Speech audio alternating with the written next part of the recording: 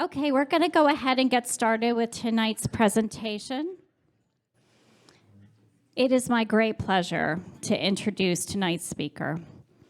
Ellen Koneck is the executive director of Commonweal Magazine, the oldest lay-edited Catholic journal in the United States. Prior to this role, she was head writer at Springtide Research Institute, an organization dedicated to exploring trends in religious beliefs and behavior amongst young people. Ellen has previously worked as an acquisitions editor at an academic press, a lecturer in Catholic studies, and has published widely in popular outlets. She has her Master of Arts in Religion from Yale Divinity School and sits on the board of directors at Liturgical Press. Please join me in welcoming Ellen Koneck as she presents Cause for Hope or Hand-wringing Perspectives on Young People Leaving the Church.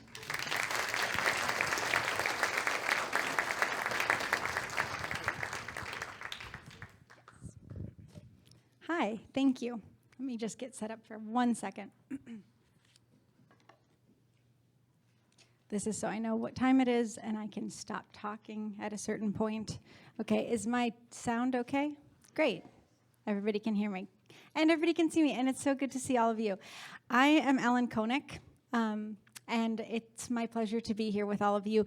My sincere thanks to everybody who's gathered for this conversation, to Greg Hillis and the Aquinas Center for inviting me to give this presentation.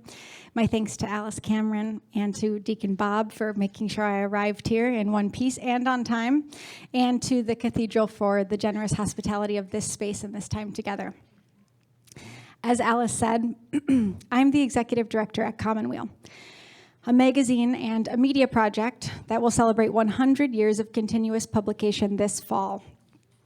As a century-old organization, we are insistent upon the need for nuanced, spacious, and deliberate conversations on matters of religion, politics, culture, and the arts. At our start, and still at our heart, we are a print magazine, Catholic and lay-led. But we found other ways to extend our mission into new mediums, on our podcast, and at live and virtual events, in local community gatherings, on our website, and elsewhere. Prior to joining Commonweal, as Alice said, I worked as the head writer at Springtide Research Institute. This is an organization committed to examining sociological trends in the religious and spiritual lives of young people. In this work, I had the opportunity to pay attention to and name some of the felt realities of a shifting and emerging landscape around religion and religious expression. At Commonweal, I like to think our work is ultimately rooted in attention. Attention to the zeitgeist, or in Catholic parlance, to the sign of the times. We try very hard to pay attention, and we try to help others pay attention too. We aim to host conversations on the topics that matter, complex topics that need room to breathe and unfold and take up space, because it's very noisy out there. It seems only to be getting noisier. So it can be hard, I think, to parse what is worthwhile to read or listen to or even trust in an age of absolutely abundant information. And even if a person manages to make these determinations about what to consume or which outlets to trust, it can be hard to know what to do with whatever you've just read or listened to. So I, for one, appreciate a guide. I appreciate a professor making a syllabus with all the texts I need to read to understand a new concept. And I appreciate an editor culling the many bad takes on some hot topic and giving me the swift and elegant information I need to begin forming my own opinion. In fact, when I worked in research, this was my goal. At Springtide, I pored over data sets, crafted questions to help unpack complexities that were in need of clarity, synthesized trends to make them understandable to the wider public, and most importantly, I think, I tried to write about data in ways that helped individual people and organizations do something about the trends they were feeling or seeing or hearing about in their own contexts and their own communities. Because while the whole media landscape is quite noisy, When it comes to topics of religion, disaffiliation, polarization, alienation, schism, distrust, the conversations seem not just noisy, but downright deafening. Here's what I mean. This is just a glimpse of what comes up when you search for news on religious disaffiliation.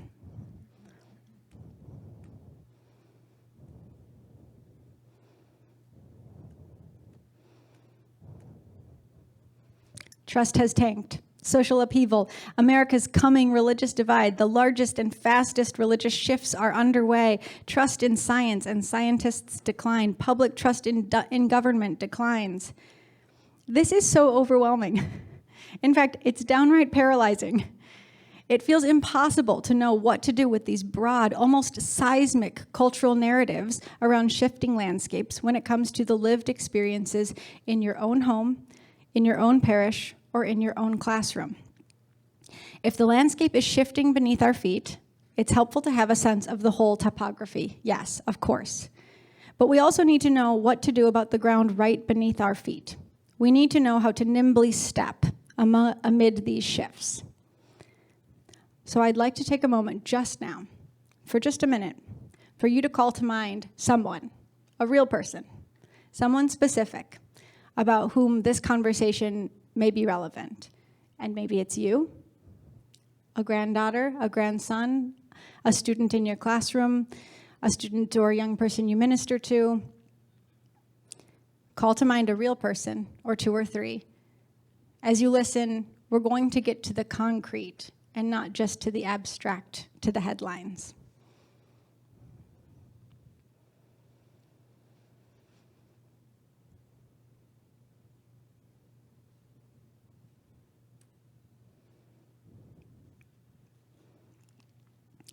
The description for tonight's presentation says this.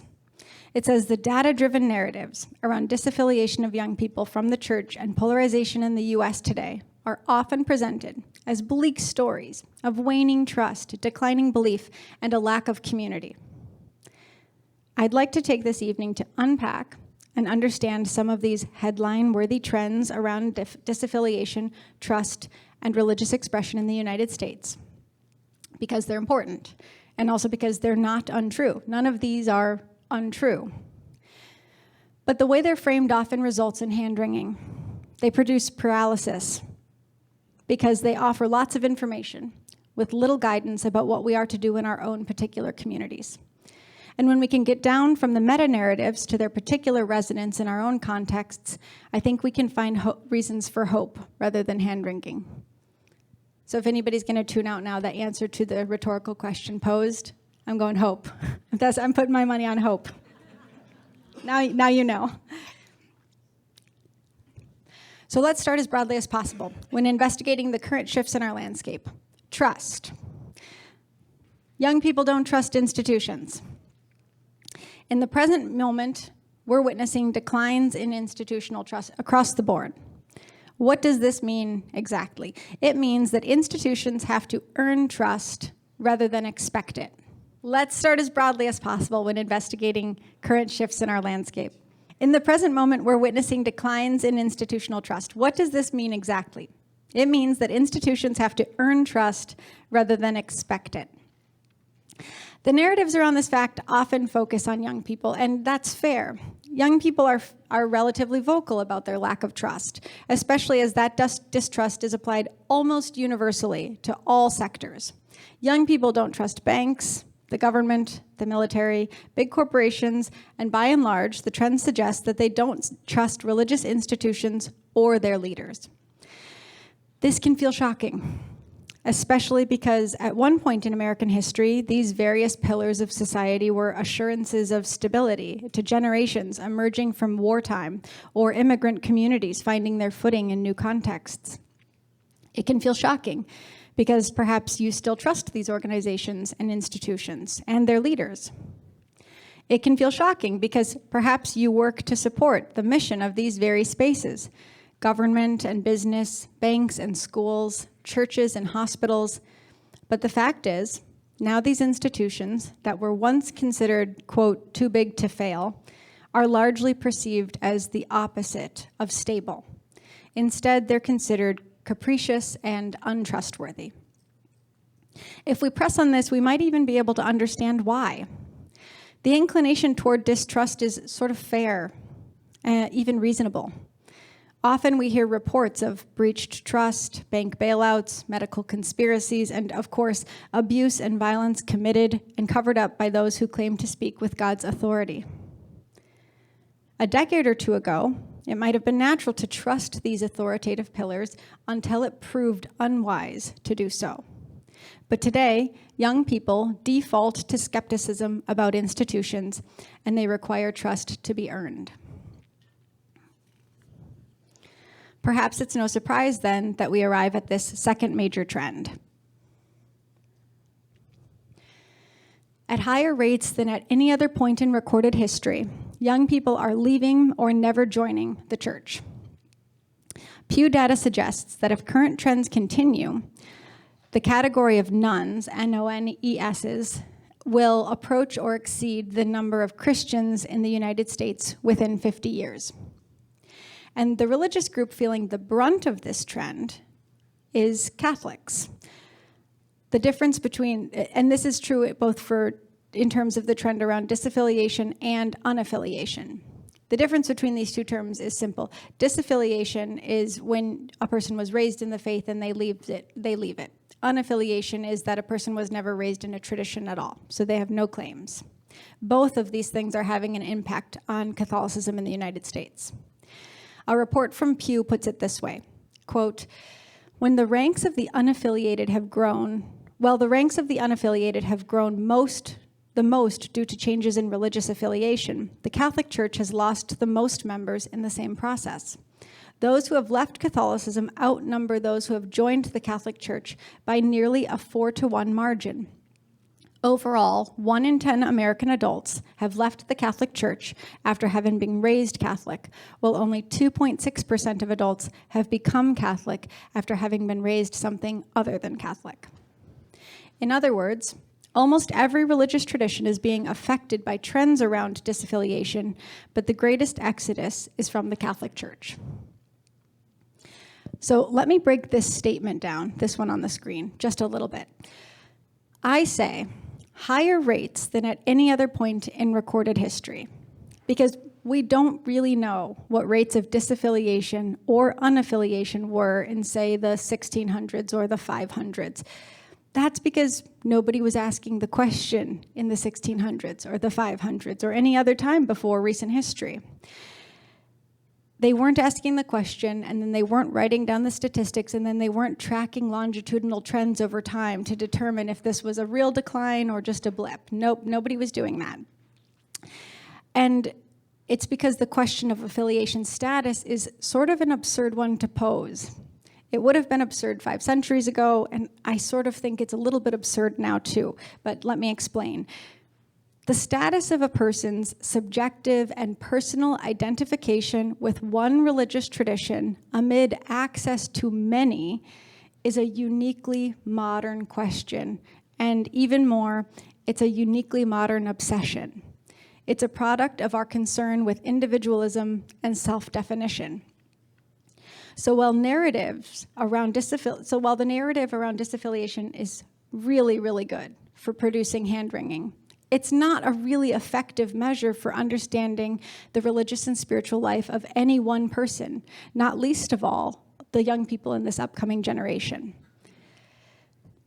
Now, I'm going to show my hand a little bit here and tell you that none of the trends I've said so far worry me. Not even a little, not one. And that's largely because I don't really think that identification with a particular religious tradition is the surest way to know if someone loves God or their neighbor. I don't think Jesus could have answered the question very easily, to be honest. And we don't really worry about whether he loved God or his neighbor. But in addition to simply not buying the overly weighted role that affiliation status or specific membership identification plays in our current fretting about religion in America, there's also data to suggest that all this fretting is in vain anyway. Formal affiliation with a particular religious tradition is down. That's what all those stats and slides were. But there remains a stubborn, persistent, and statistically significant majority of young people who make a point of mentioning that they are religious and spiritual.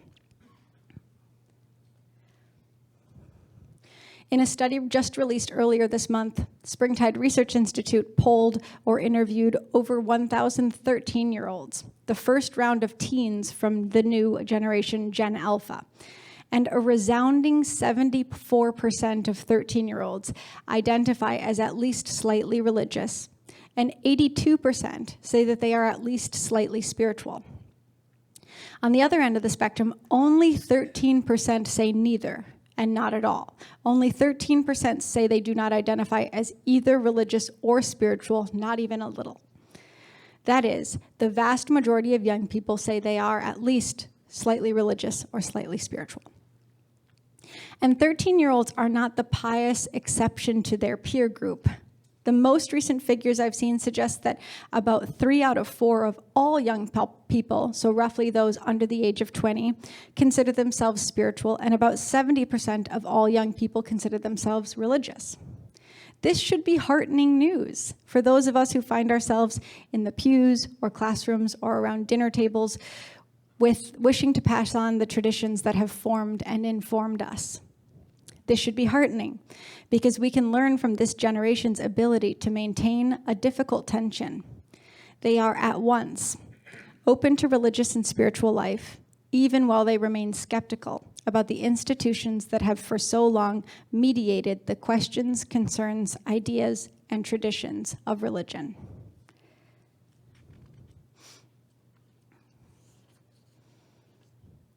But here's the exceptionally good news. I think all that's good news, but here's even better. Young people who say that they are religious are more likely to also say that they're flourishing across a range of categories measuring well-being. Things like mental and emotional health, finances, school, relationships, work, and more. Let me say that again. The data suggests that young people who report greater flourishing, religious young people report greater flourishing across several metrics, much higher than their non-religious peers. So putting affiliation status aside for just a moment, we can start to see that young people are approaching their religious and spiritual lives differently than their parents and grandparents, and importantly, what they're doing is working. What do I mean when I say that they are doing religion differently? The observation is directly correlated to the headlines we've already reviewed. Trust is low, disaffiliation is high, and these two factors should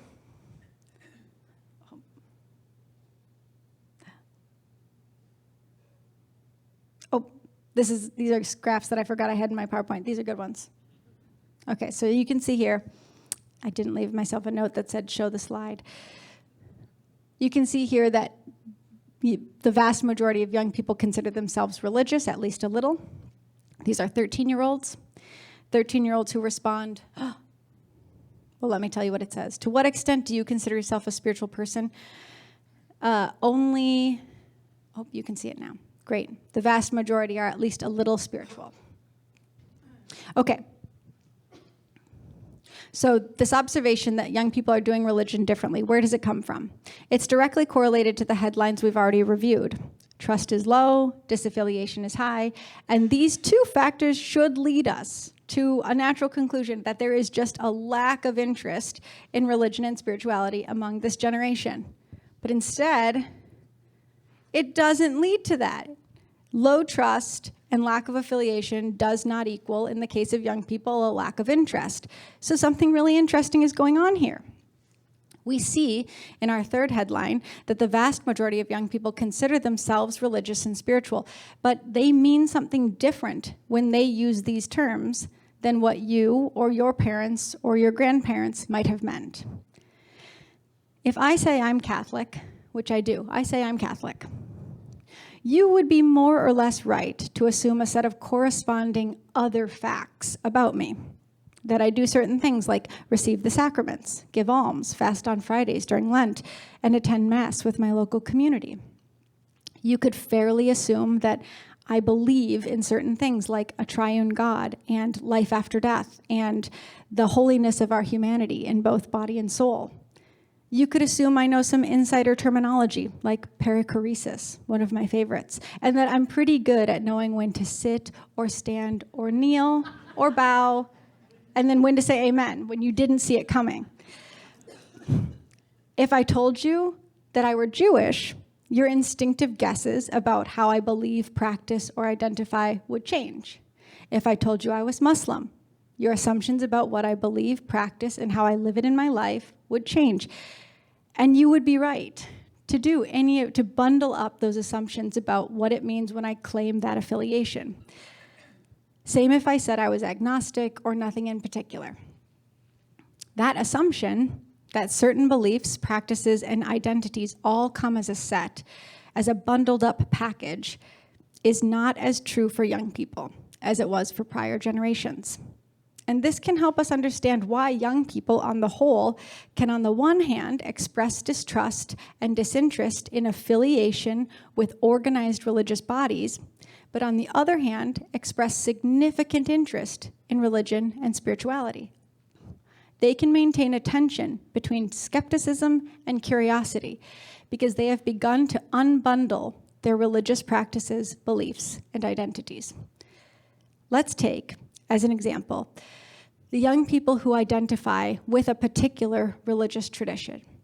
That is to say, they are Catholic or they are Muslim.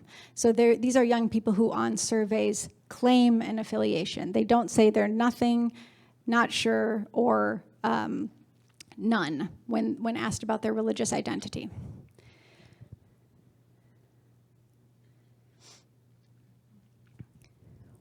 In the past, perhaps as recently as 2 minutes ago, you might have believed, and it was common and understandable, to assume that if someone claimed affiliation with a particular tradition, there were these corresponding set of beliefs, practices, and identities. But it's just not the case any longer. We can see it, even with affiliated young people. So 52% of affiliated young people, that is, those who identify as belonging to a particular religious tradition, have little to no trust in organized religion. They are people who say, I am Catholic, I am Muslim, I am Hindu. No, I do not trust Islam, Catholicism, Hinduism. The bodies are different than the identities. Nearly 1/3 of affiliated young people say that they don't think it's important to have a faith community. These are young people who are affiliated. They claim an identity, and they don't think it's important to have a faith community. And over 1 in 5 young people who say they're affiliated with a specific religious tradition also say that they do not try to live out their religious beliefs in their daily lives.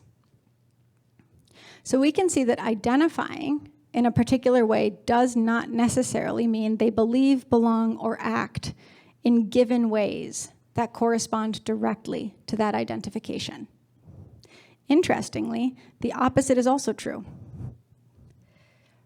The unaffiliated are not uninterested in questions of God and meaning.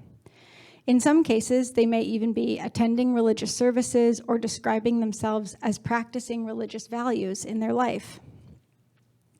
19% of unaffiliated young people, those who on surveys say they are none or nothing in particular or not sure, say that they attend religious gatherings at least once a month.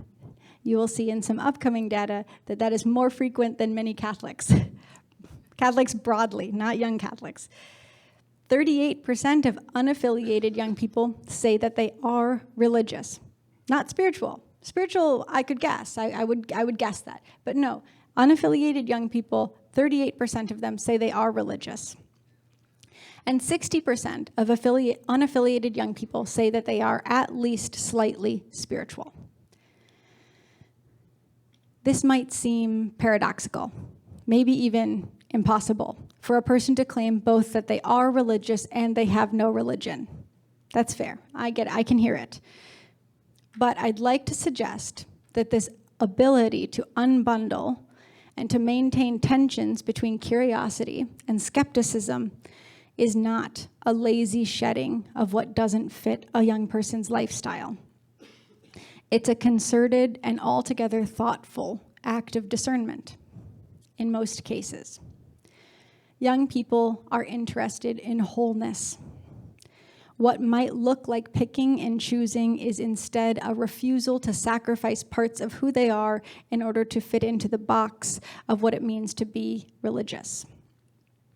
The bundled up expression of religious identity has been found too constricting.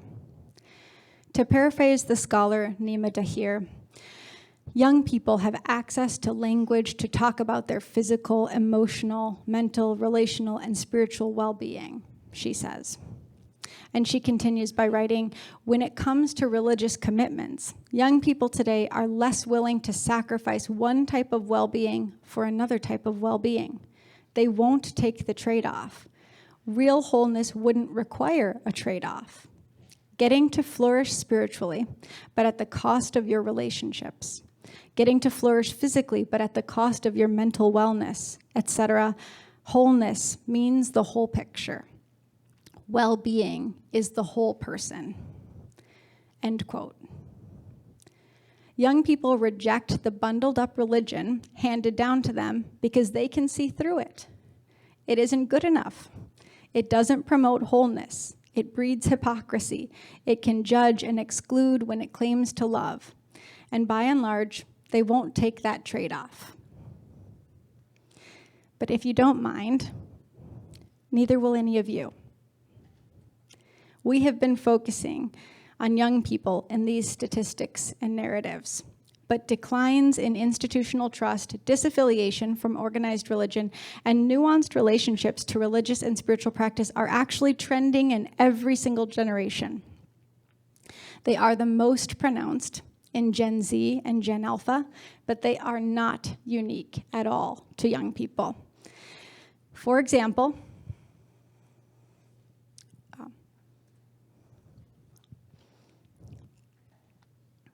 Pew has found that a decent number of Catholics express an uncertainty about whether God definitely exists. 27% are fairly certain that God exists, and 5% are not too sure. A full 2% are certain God does not exist. These are Catholics, not young people, not young Catholics, just plain Catholics. And this unbundling doesn't just apply to Catholic beliefs, it's true about how they practice. 60% of Catholics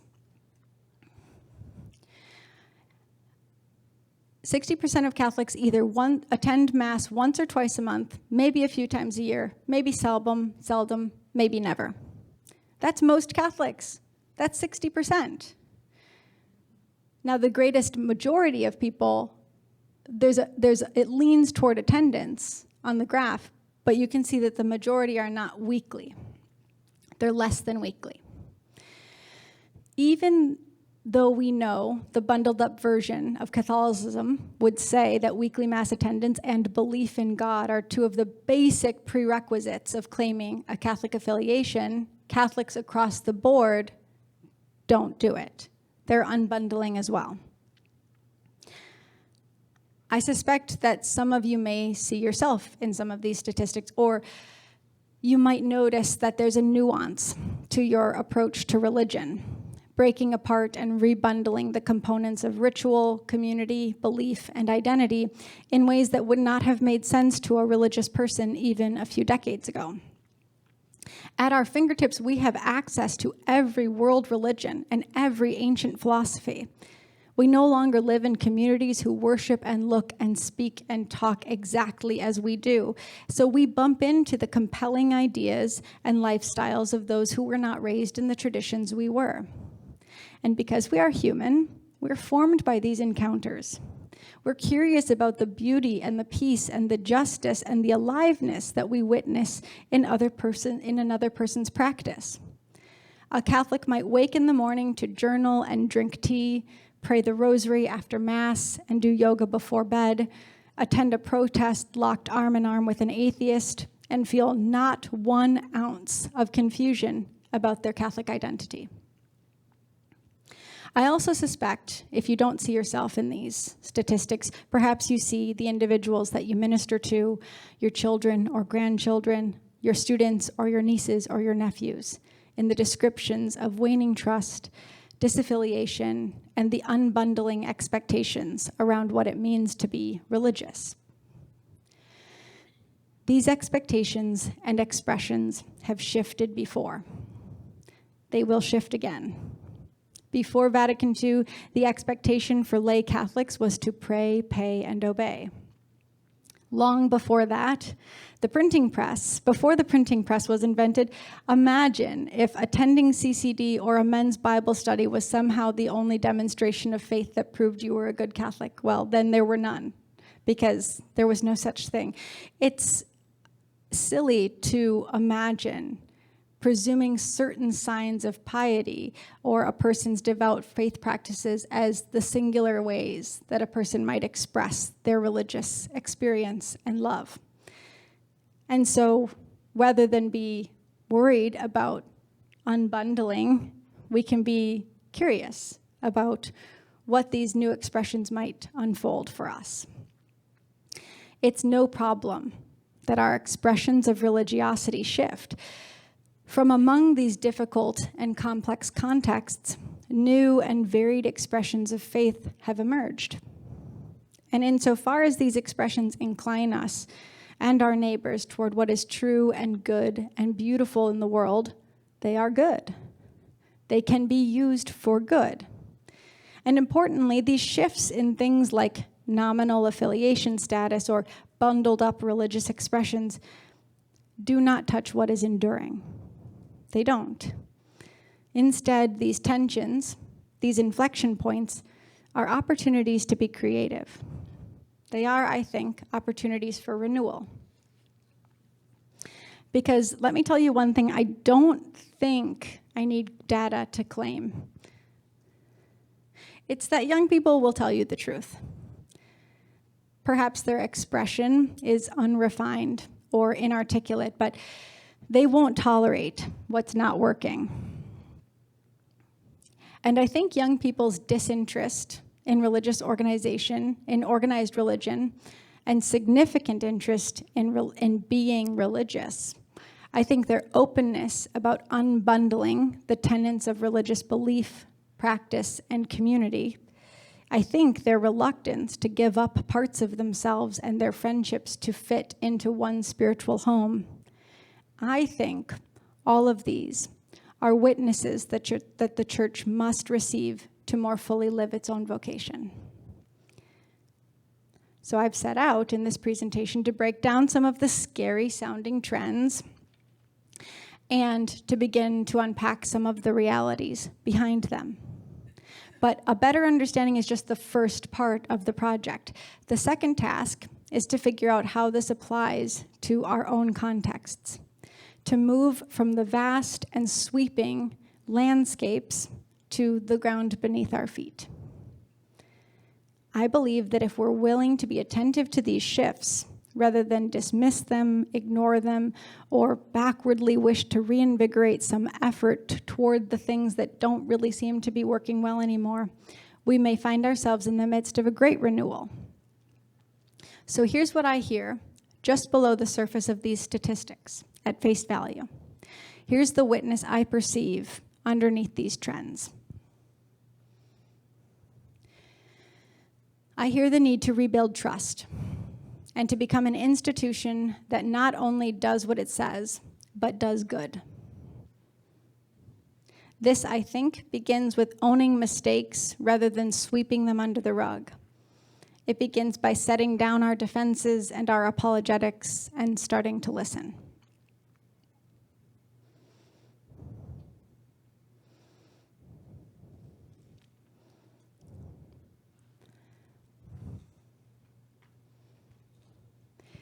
I hear the need to release the grip on affiliation status and meet young people where they're at. This doesn't mean watering down what you wish to share or pass down. It means starting with something bite-sized, rather than requiring that someone sign on the dotted line before entering the church. And there's precedent for this. Even Paul says he needed milk before he was ready for solid food, spiritually. Actually, too, babies, but, spiritually.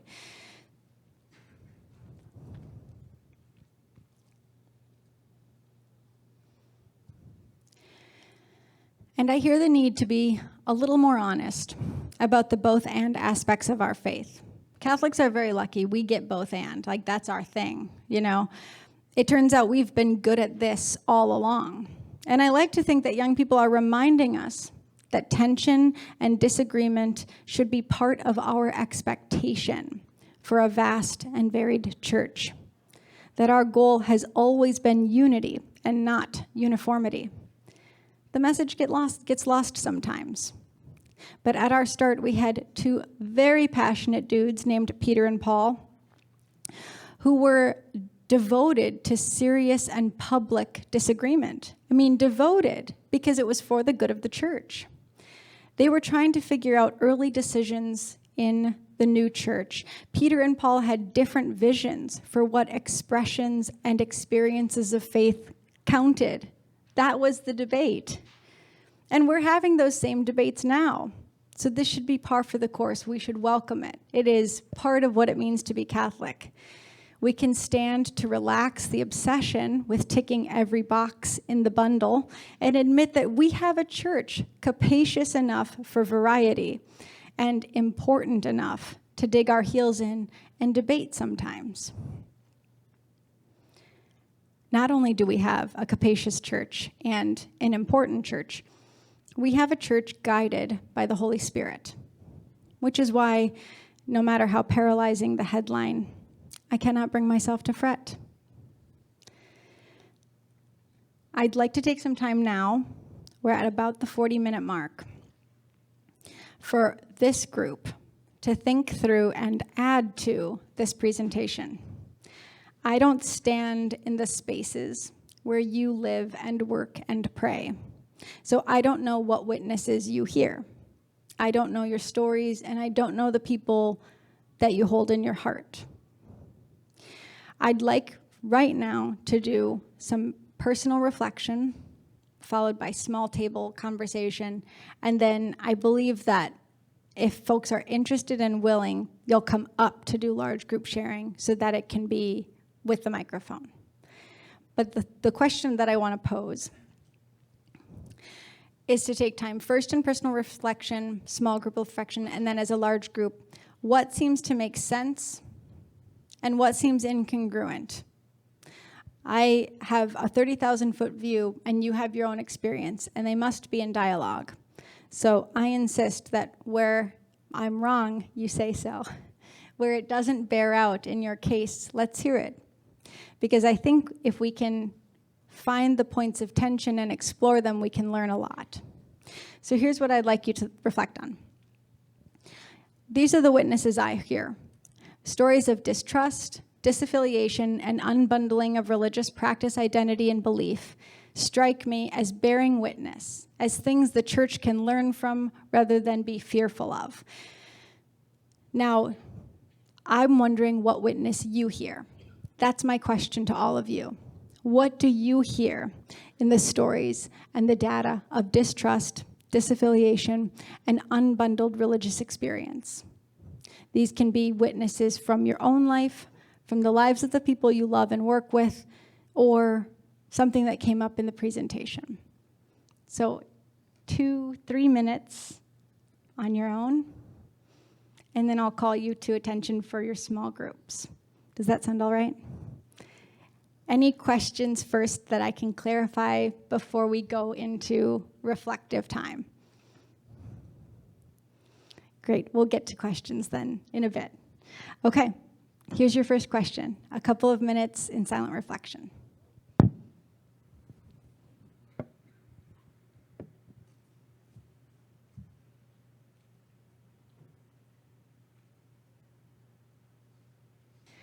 Okay, whether you have some in your head or not, this is a good time to share and build on what observations you have with the people who are around you.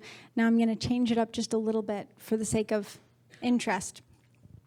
I asked you in the first question what you hear in these stories, what witnesses might be, what witness might be offered you in your portrait and in the people that you know. Now I'm wondering, as you start to unpack those witnesses or those stories, can you think of an example So mine was Peter and Paul. I think we got a church that has room for enough people. That's how we started. We started by disagreeing. But I have other stories too. I have stories of people who left because they didn't feel they fit, even though they wished to stay. And I have stories of people who didn't receive the warm welcome when they tried to come. I have stories of my family. I'm one of 5 children and the only one who remains Catholic, and I could tell you exactly why that's the case. So I know these people, and I love this church. So I'm wondering if, in addition to the witness, you can have a story. You can add some people or some narrative to these observations. So now you're welcome to turn to the people that you're sitting with in pairs or trios, or if you can maintain a table-wide conversation, more power to you. That's very impressive. But we'll start to chat among ourselves.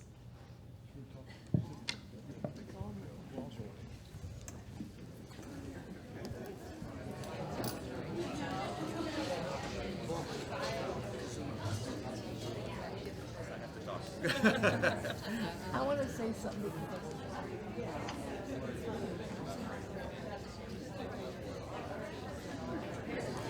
All right. Thank you for indulging these questions and what sounded like really lively conversation. I bet it stayed on topic, but even if it didn't, lively community conversation, that's all we want. So Alice had told me before that it's common, so maybe if you've come to these before, you know what you're doing, and I'm the oddball here, but we'll open this up for large group conversation. And so that everybody can hear you, I'll invite you to come speak at this mic. And these can be observations that emerged in your small group conversation. This can be questions or comments from the presentation itself. And I made a quick list of things I didn't talk about, so that if by chance you're expecting to come and hear from about one of these things, that's on the table too, and we can get to it if we need to, if there's interest in that. So here's the short list of things you thought I might have talked about, but I didn't tonight. Why is this generation so lonely? Why is our church so polarized? Why do we see this trend toward traditional religion or evangelical megachurch Christianity? Why are they leaving Catholicism and going to extremes? What do we do to bring them back? I didn't give that one away. That's for us to figure out. Why is there hostility around religion? And what are they looking for? If they're not looking for what we have, what are they looking for? Finally, maybe I didn't answer this, but I hope I did. Why hope?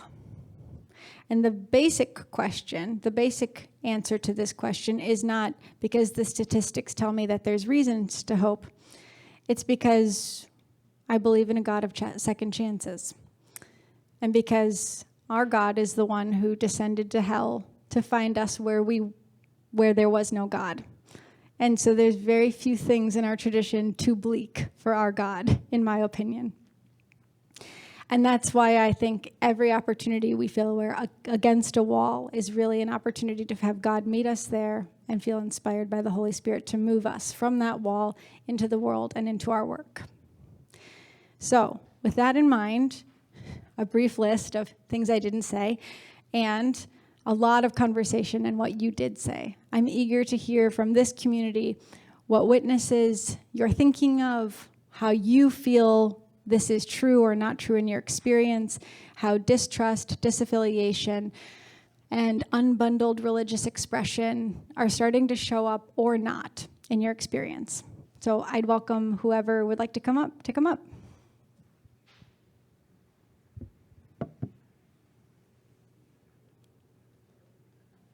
And I think it's on. Yeah. All right, wonderful.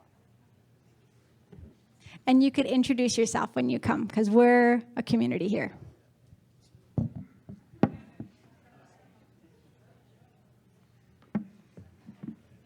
I'm Father Bill de Ortega. I'm an Anglican priest. I was raised Roman Catholic, parochial schools, Fordham University, but I married a divorced woman. And you know the story. Couldn't go to communion. Episcopal Church welcomed us, and lo and behold, Anglican means are more Orthodox Episcopalian. So, Episcopal Church fellows. Okay. In our table, two of us, practically all of us who spoke had this problem. I never had children, but of my 6 nephews and nieces, only one is a practicing Catholic. We were 4 siblings, one died. My sister has been a nun for 70 years, so I get some credit for that. She's recently retired. But my other brother is one of these nuns. I mean, a bad nun. I mean, doesn't... Yeah, NONES. So I have a good nun and a bad nun in my family. In our table was Grace. I've been in the healing ministry for over 40 years, laying on of hands, and I teach that in workshops and stuff like that. And another lady, she's taking care of a phone call, Sign of the Times. Anyway, she also is in the healing ministry. And we both realized that at the core root of both the Protestant churches, the decline in Catholics, there was a very interesting article in the Pew Review that American churches are finally declining the way European churches did a generation earlier. Europe's a disaster. Anyway, but the exception is churches that have active healing ministries. They have stabilized, which is very interesting. And I see that, and I go to a Pentecostal church, and the kids are alive, and because there's healing constantly, et cetera. And when I had a small Hispanic congregation, we did the same thing. I taught them immediately how to pray for each other for healing with the laying on of hands, et cetera. It was very so we didn't have a decline. So I pointed out the biblical reason that the churches, Protestant and Catholic, are declining is because finally Hebrews 2, 1-4 is catching up with them. I know all of you haven't memorized that. Hebrews 2, 1-4 says, preach the apostolic doctrine, and Catholics do that very, very well. I disagree on a couple of points, but you do that pretty well. And then signs and wonders follow. The signs and wonders authenticate the doctrine. So if you don't have healing, you see, it's all doctrine, and if you don't have in the parish people who say, oh, I was healed of cancer, I had a tumor this big, and blah, blah, blah. That happened in my church, and any Pentecostal church you want to go to, that will happen. You have to have an authentication. And if not, well, let me explain it this way. Remember in science class, for instance, in chemistry, they taught you the doctrine. If you mix an acid and a base, you get a salt and water, And then he demonstrated that. An acid here, put in another base, and they both are very active. But you mix them together and precipitate a little salt, and you can put your finger in there and nothing happens. That's the demonstration of doctrine by not signs and wonders, just by. No. So we don't have that in many churches, and I think that is going to be. That's very critical, and it's very easy to correct. There's a very fine Catholic charismatic renewal, and they'll teach you, they'll teach you all about healing, because some of the best healing writings are from the Catholic charismatic renewal. Okay, that's all I had to say.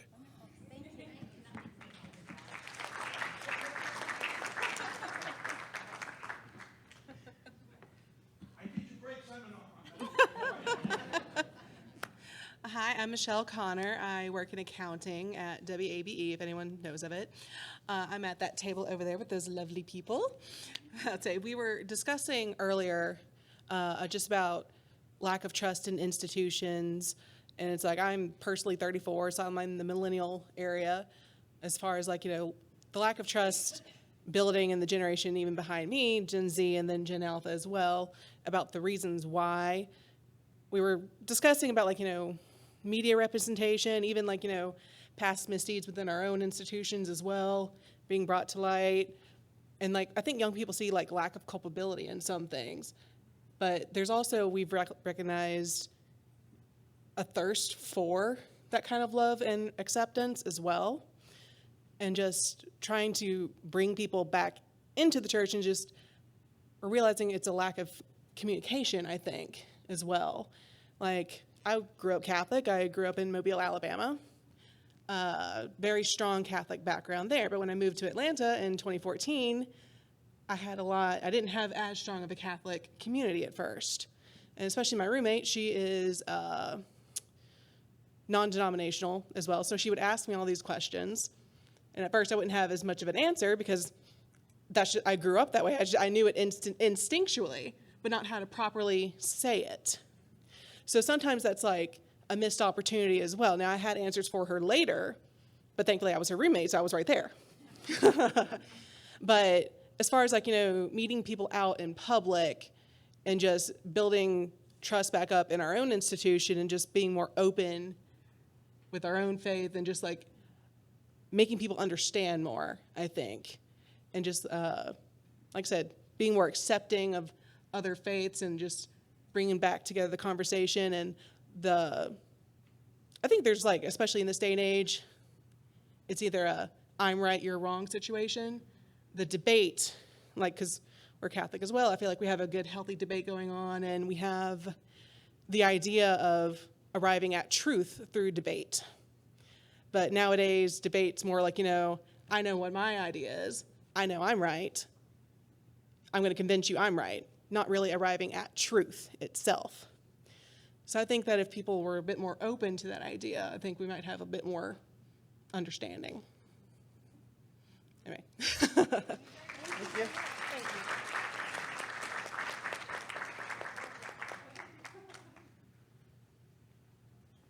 Is it the walking to the front? Is that what's... I could go out with the handheld mic. I'm not supposed to, but I'll do it. Yes, thank you. There's more. I know there's more to say. There's a lot brewing.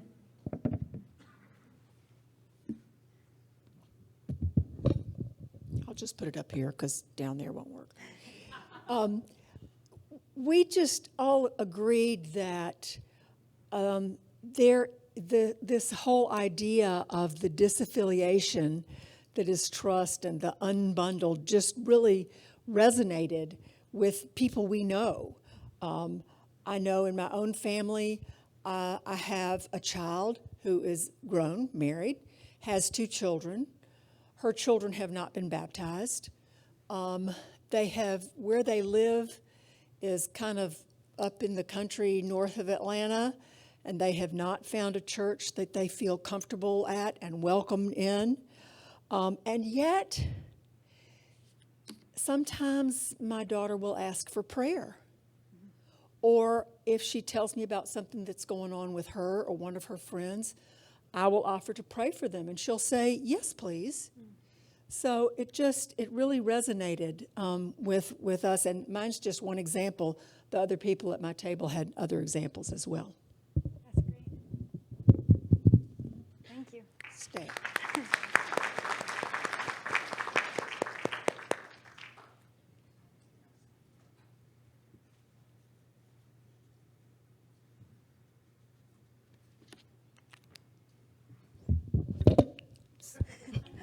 Hello, I'm Isa, and I belong to that group.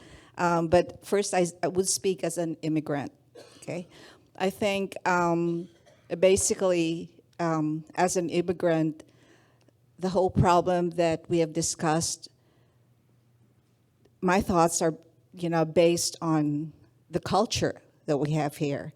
So I gave an example I'm childless, my husband and I are childless, so I can't really pinpoint on immediate family, that belong to this young group that we're referring to. But I have good friends who are very successful professionally. They're good doctors. They were able to send their children to good schools.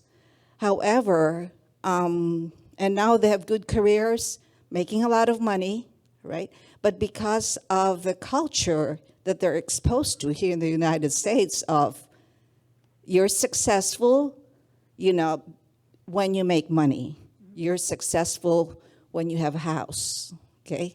And when you have good 401ks, right? So there's always a dollar sign.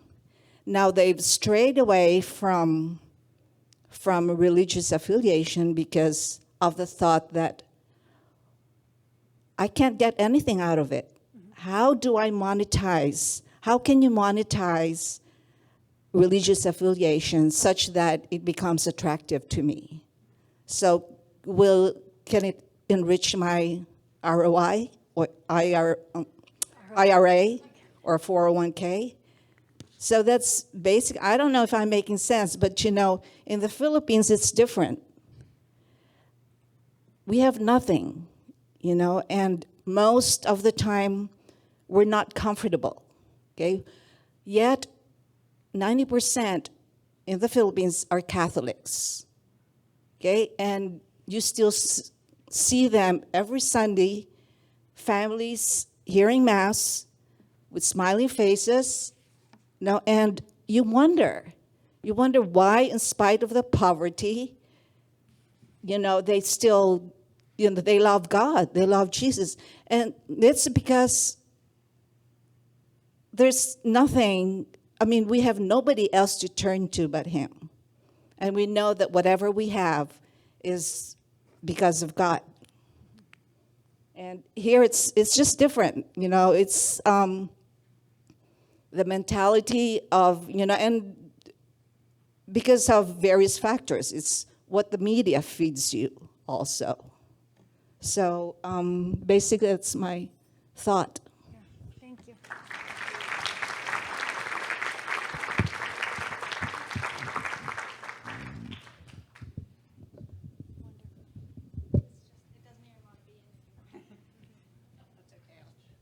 I'll try not to do a mic drop.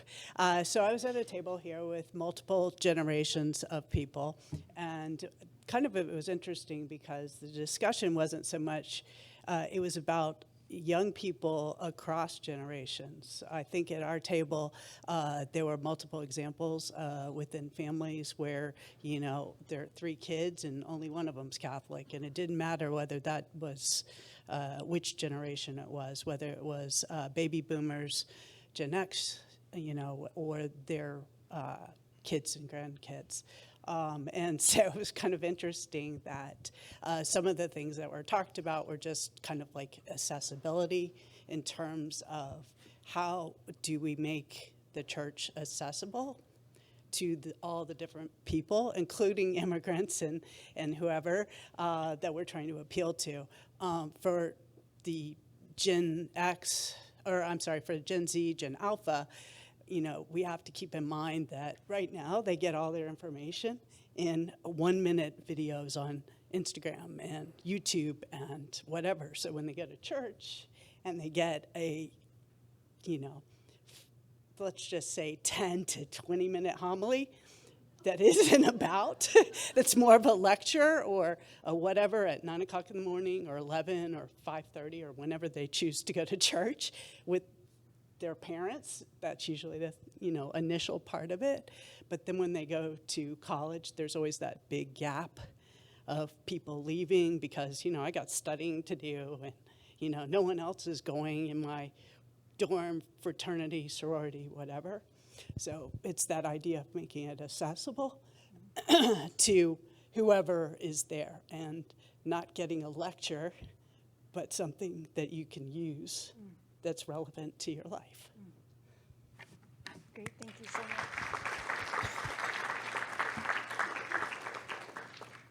We have time for probably one more comment before we have to let you go home.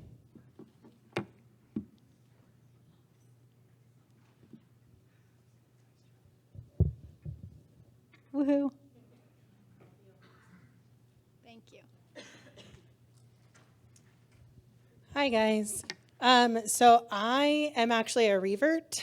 So this resonated very strongly with me. I went to school here in Atlanta at IHM and then Pius.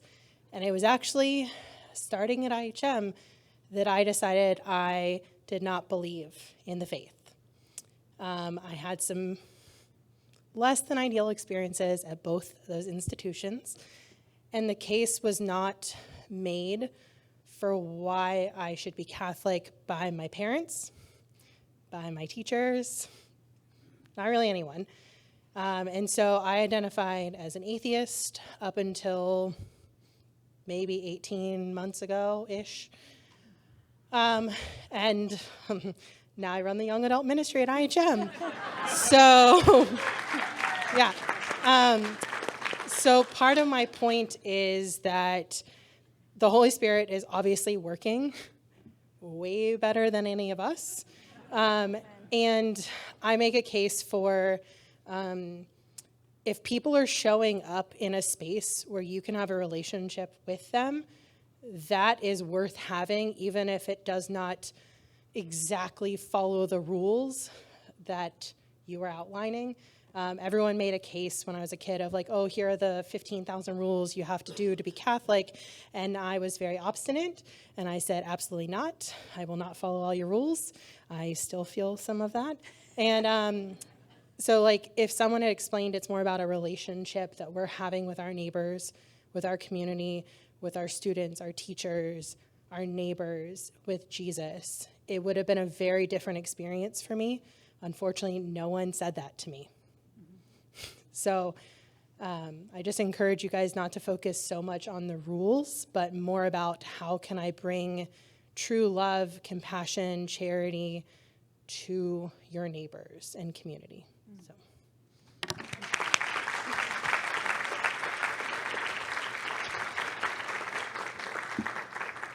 I actually can't think of a better note to end on. So that was perfect. Actually, I paid Katie to... No, I didn't. She's just that wonderful. There's nothing more to say here. Thank you. That's it. That's what there's left to say. I am so grateful for the opportunity to be with you as a community. I am a guest here, and you have made me feel very welcome, so I'm very grateful for that.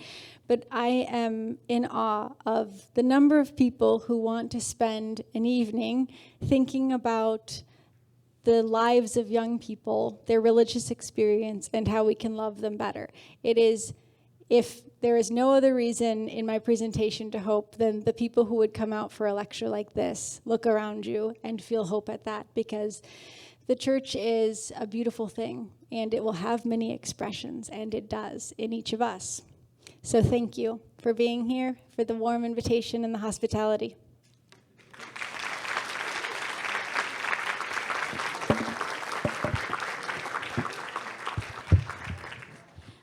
Well, first and foremost, I just wanted to thank Ellen Koneck for being here today and traveling all this way to be with us.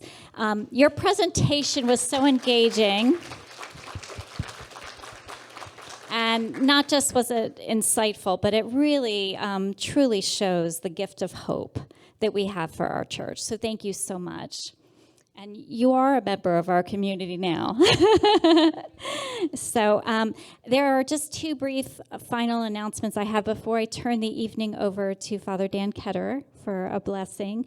But also, I really want to thank Christ the King for everything. This was such a beautiful event, and it was a joy to be here and be with you all tonight. So thank you very much to the cathedral.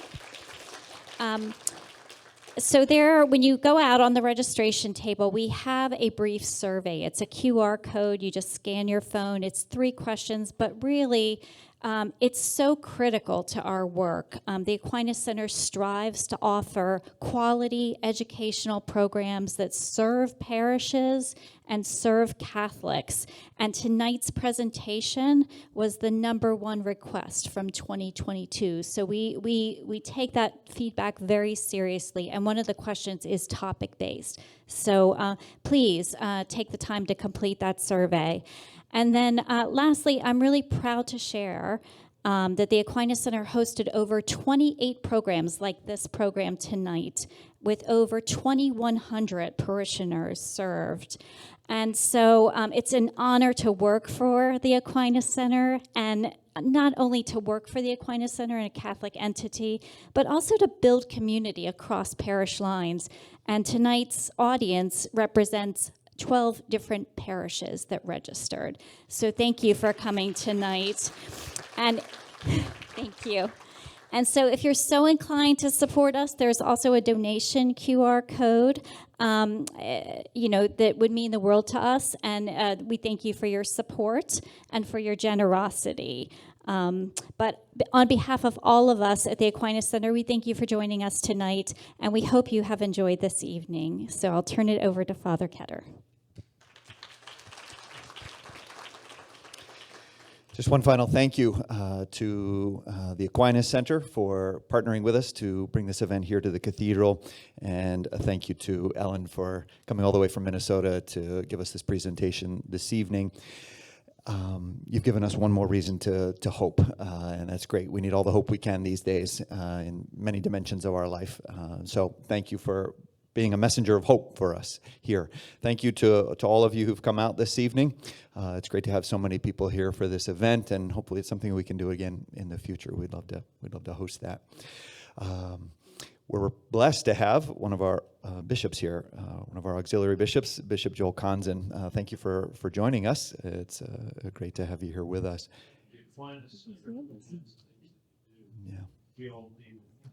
Yeah, terrific. Let me send you all off with a blessing. The Lord be with you. May Almighty God bless you, the Father and the Son and the Holy Spirit.